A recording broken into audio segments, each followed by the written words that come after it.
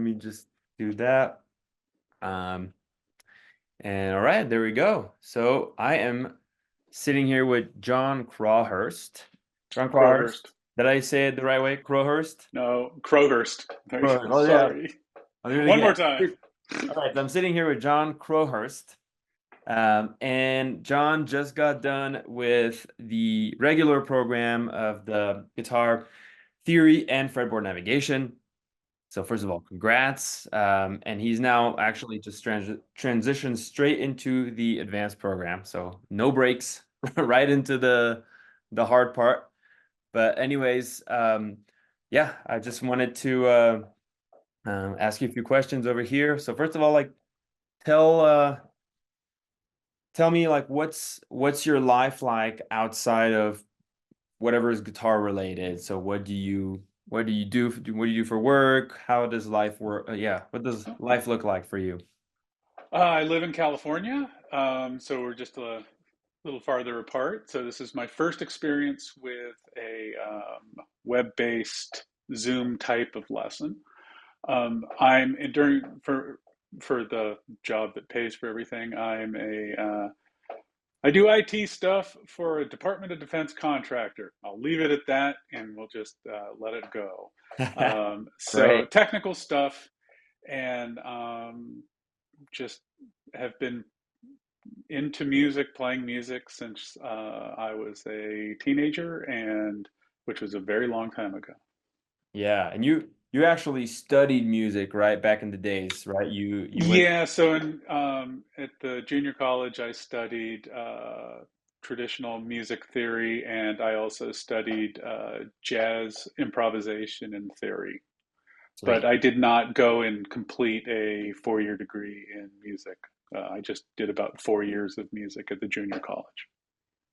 Sweet. And so ever since you were just mostly teaching your own or on and off, like what did that look like?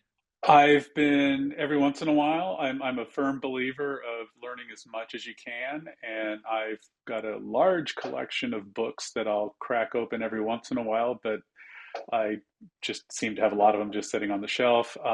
Going back into the days of cassettes with books, CDs with books, videotapes like VHSs, instructional DVDs. I've taken private lessons in a bunch of different styles, everything from rock and metal to jazz to fingerstyle blues, whatever caught my fancy. If I wasn't picking it up, I wanted to study with somebody who could show me the ins and outs.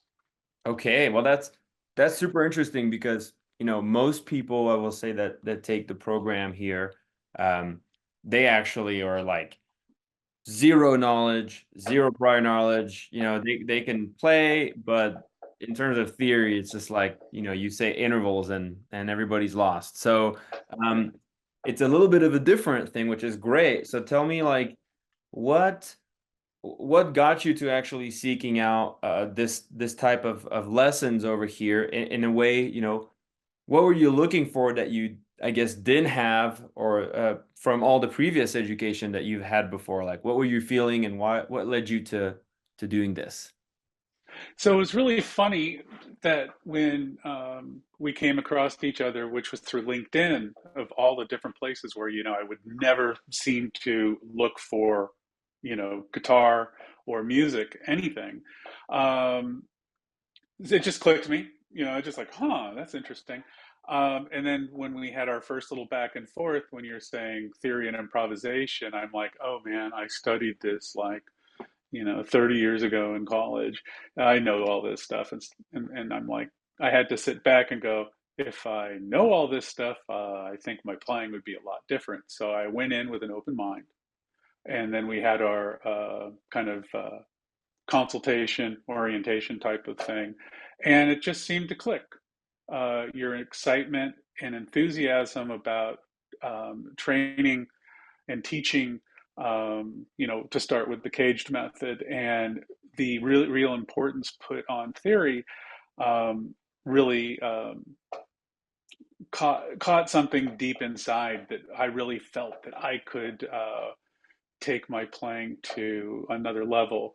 And even though I haven't been doing jazz since really college. It's opened up a new avenue of like, well, hey, it's never too late. And also, what's been great about this first module is it's filled in a lot of holes because when I studied music, not to age myself, but when I studied theory back in the late 80s, um, the guitar methodology to that was really not well. I mean, your go-tos were like the Mickey Baker books or maybe the Barry Galbraith books through the Jamie Abersol series and stuff like that. And it was just like, nothing in tab, very few things. And it was really difficult to try to see like all of these horn players, just playing so fluidly and stuff. And I'm like, crap, which would be the right position to do, an altered dominant arpeggio over this, and so this has been great. I mean, I didn't have that luxury, so this has been very fruitful for me. Awesome. Well, that means a lot. First of all, that it's always good to hear that I'm actually, I definitely show up with the best of intentions, but sometimes even with the best of intentions, you never know really how far things are going to go on the receiving end of that, and so it's really always amazing to get confirmation that it's working, that it's helping people, even people like you that had former education, right? So that could come with a bit of skepticism of like, well, what new things are you going to teach me, right? Yeah. And yes, like what we do realize, and what I've realized even with fairly advanced musicians, is that rarely does rarely does anyone go back through their knowledge chronologically and logically to try to make sure that everything makes sense from A to Z. Like people accumulate little bits of information here and there, and they kind Hmm. of create this system that sort of works for what they want to do, but they never actually take the time to go back and rethink through everything to make sure that any little hesitation, any little misunderstanding can get like uh, polished or Yeah. addressed. So yeah, that's it's really cool. And so I like to say again, there's two things here that are in play. The first one is what you've already noticed, changes that you've already noticed in the past 4 months or so, that you can already pinpoint like, oh my God, yes, I feel a change over here, whether it's in the actual playing or in the way you feel about your playing. And then that versus what you can foresee the long-term benefits being by just taking all these notions and squeezing as much as you can out of them over time. So tell me a little bit about that. Oh, yeah. The very first thing is I'm no longer thinking of everything in minor pentatonic in that that blues box or the G position. So it's like, okay, I'm in the key of C major. All right, okay, A minor, and then move it here. Blah, blah. Okay, I'm in a safe zone. I feel like I can break out of these safe zones a lot quicker, especially if I'm improvising or jamming with buddies or even learning songs for a set list to go, hey, we're going to go play these songs. We need a guitar player to fill in, blah, blah, blah, blah. I can easily go in, identify what the chords are going to be, kind of just go in, boom, the keys and A minor, easy, great. Okay, what am I going to be soloing over this? I can go and look at the chord changes and it's just like, can I stretch this a bit? Before it would just be like flying by the seat of my pants and going with what I relied on because the notes sounded okay. Maybe Yeah. not the best, but now I can go like, I know a few extra things. And so, and I'm really starting to be able to apply that. The other thing that I've really gotten out of this so far is that I've, I think you've noticed in some of our lessons, I've had those aha moments, those epiphanies of, oh, that fills in what I learned here. I totally misunderstood this when I learned this back in 1989. And, now I can kind of rethink and reevaluate how I learned things back then. Because I don't want to just be stagnant with, I learned this when I was a teenager, and by God, that's the only way it's ever going to be done. I'm going to be striving to understand this better until I either die or no longer care. So this is a great set of tools and a great enthusiasm to put behind it. And more importantly, is since I can't afford to take 2 years off and go to Berkeley or MI, this is great. Yeah, yeah, definitely, definitely not the $80,000 a year of marketing. Do you mentioned this was your first live, sorry, you mentioned this was your first Zoom teaching. So Mhm. I'm curious, how did you, what did you think of like the logistics, the day-to-day, the meeting and everything like that? Was it, were you kind of skeptical before? What did you think there? No, I wasn't really skeptical. Since I've been using everything from Zoom, Teams, WebEx in the work world, I figured it would be like, okay, it's time to do it with this.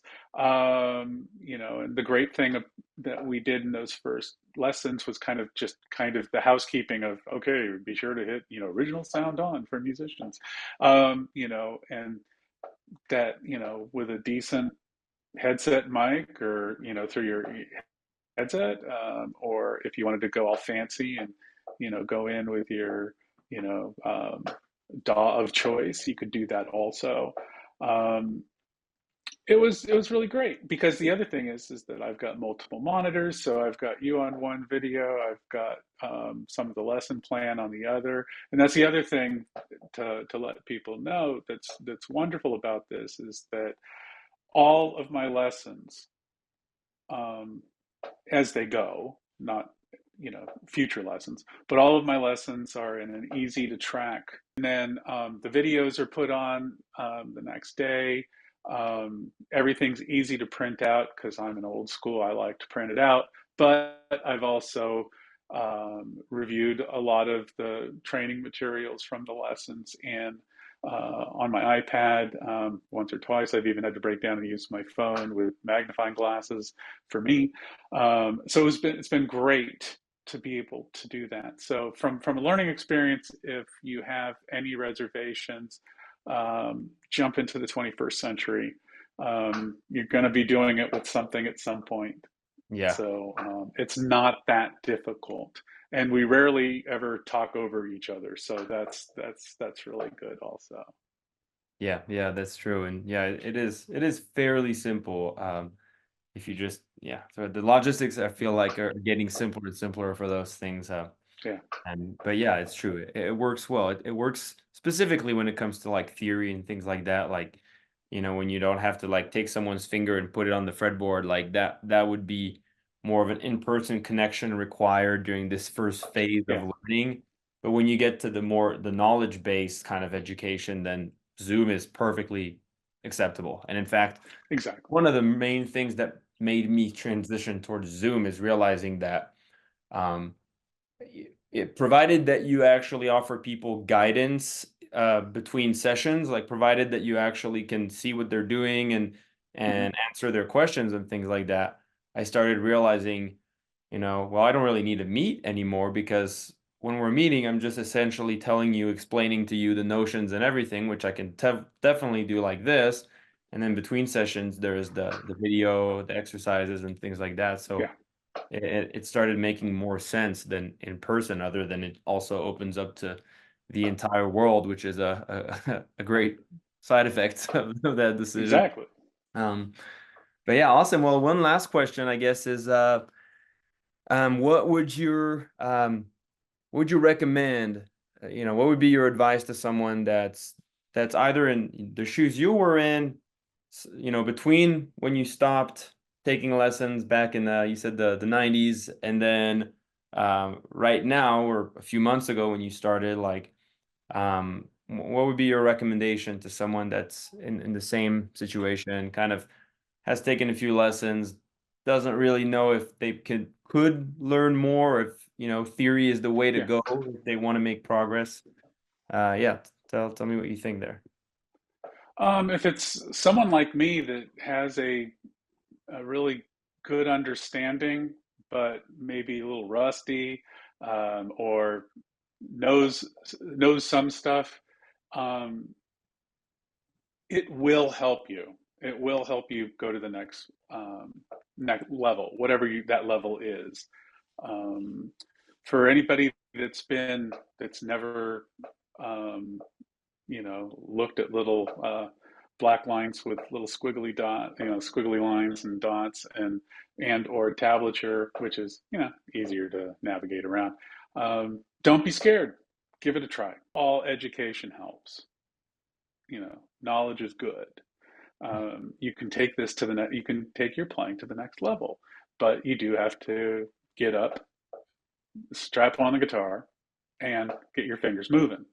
But it's also nice having someone kind of Sherpa you along the path. So, Yeah. thank you, Will. Yeah, yeah, absolutely. Thank you. There is I think it was I've been reading the book, very good book by the way, called The Practice of Practice, if you want to learn it to get it. It's really awesome. Talks about the what they call ass power. And ass power is I think it's Quincy Jones that came up with this, and he said that the reason why Michael Jackson was so successful compared to other artists that had similar, talents or things like that is that he had ass power, which is the ability to put his ass in a chair and get stuff done. Sweet. Well, John, thanks a lot. It's been really awesome. Just always positive energy during the sessions, and uh, uh, the advanced program is just going to flow smoothly. It's just the Cool. continuation, a lot more applications, like I said, a lot more like, tune based. We're looking at tunes, we're analyzing tunes, we're seeing how to apply all these things to specific musical situations, how you can recognize them on the chart, how you can, and all Mhm. a little bit of, ear training involved and stuff. So, yeah, it's going to be fun. Looking forward to it. Yeah. It's always fun.